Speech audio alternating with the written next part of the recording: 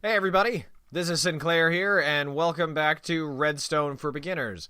Now, I know I haven't done this in a while, I apologize, but I've finally got around to getting back to here, and I thought I would go ahead and round out the Beginners series here by going over pretty much the last things that are readily important.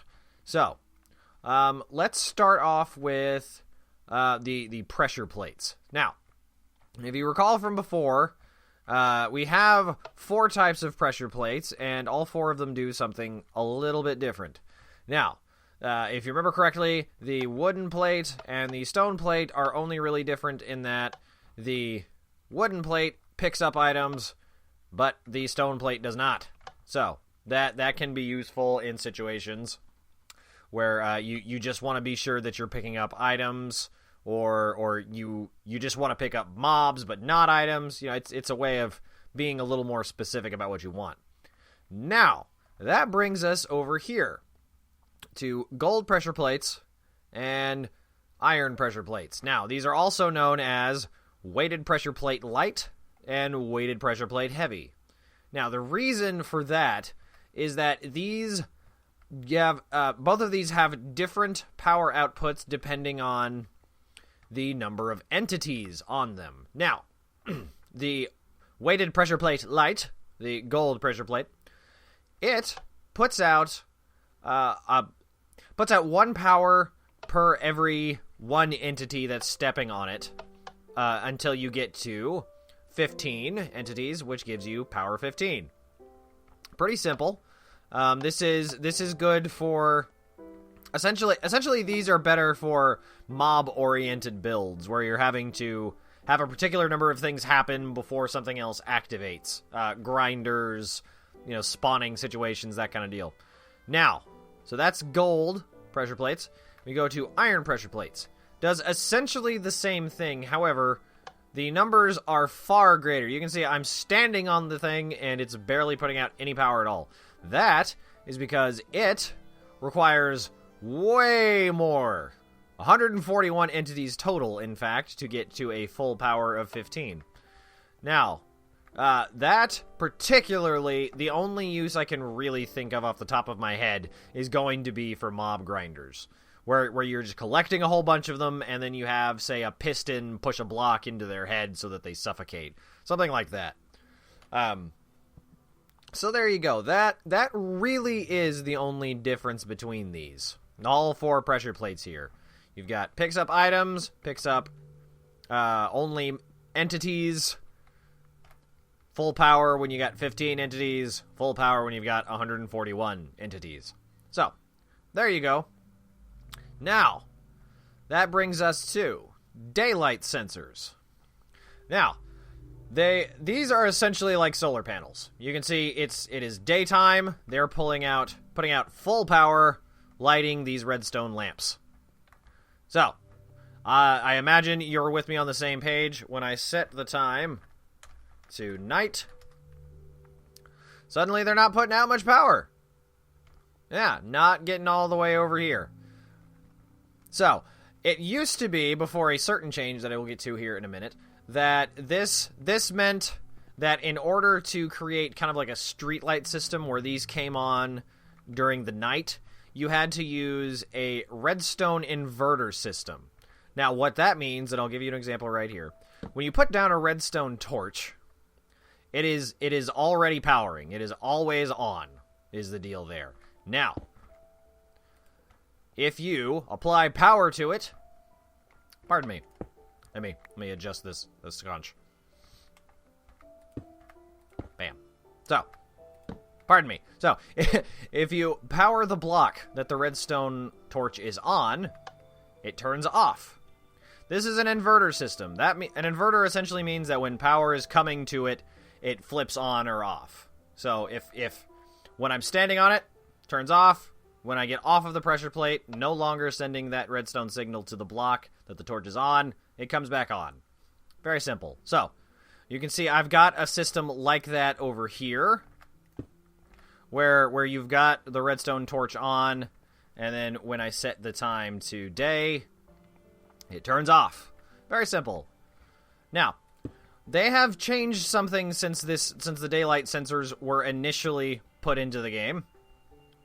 You can see it's not quite time enough yet for it to come on. Let's see, time set. I believe it's something like 15,000. No, that's way too late. That is way too late. Let's try 5,000. There we go. Yeah, so you can see power is going straight to those. Now, if we come over here and we right-click the daylight sensor, an interesting thing happens. It becomes inverted. So, if we set the time to 15,000, like I mentioned before, suddenly it's putting power out. Now, what this is actually doing, it means this daylight sensor is acting exactly the opposite way that a normal daylight sensor would. So if you've got more shade on it, more darkness, ultimate darkness on it, like it is completely closed off from the world, means that it'll put out absolute maximum power for a daylight sensor. So there you go. That is really the only difference here. You can see there's a slight change in the color. You see that? I'm using Sphax BD Craft particularly, but this is the same, going to be the same no matter what texture pack you're using. It'll change just a little bit. So, there you go. These are really the last things within the beginner Redstone series that I need to talk about. If you have any kind of questions, if you need... Oh, that's right. Let me talk about this real quick. This is something that I found, I believe it was Crayfish was the one that I found this on. But this is a really cool idea. Say you've got an armor set on your armor stand, and you need to switch to another one. There you go. You go from your gold armor to your diamond armor. Maybe you need to go back to your iron armor. It really just depends on what you're doing that day. Want to be a little fancier? Get your gold out. Now, this works off of... essentially, the slime block is the important thing here.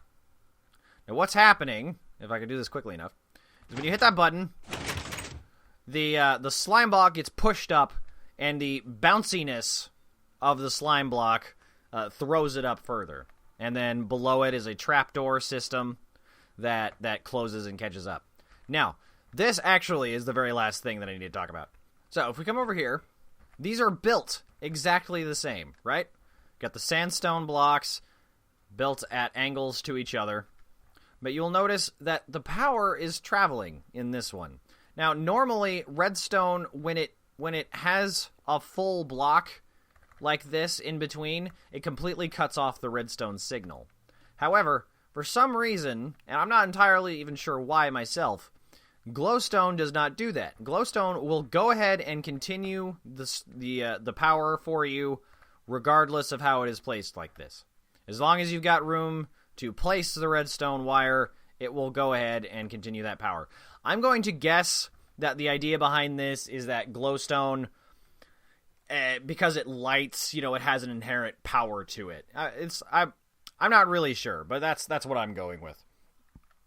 So if you ever have a situation like this, where you need to be very conservative about the amount of space that you're using, use glowstone blocks.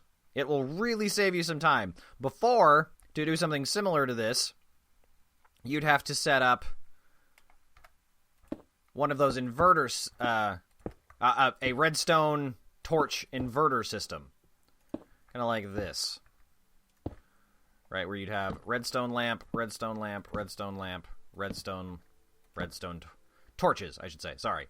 So that, when you applied power to it, it would invert. Oh, that's right. You don't need that sideline. That's right. Pardon me. But yeah, you can see like that. So, you could carry it up, but it used a lot of torches, which wasn't necessarily helpful if you're wanting to save on sticks or just wanted to put down, redstone instead. So, there we have it. We have gone from the very beginning, from just switches, pressure plates, doors, pistons, And then we get to more complicated stuff like the comparators and the repeaters. And all the way back, we have gone. So, thank you all very much for watching. I plan on continuing this series, getting a little more advanced, so if you have learned anything here and feel like you want to come along with me, please feel free. I will probably have something up in the next week or two for you to enjoy alongside my normal gaming videos. But once again, thank you all very much for watching. As always, this has been Sinclair. And until next time, take care and be well, everybody. Ah, run! Run! It's dangerous! Oh, crap. This place is bad. I'm used to anxiety. I can deal with that. I'll have all the phobias, thank you. I'm not skinning my family and pets. That is messed up.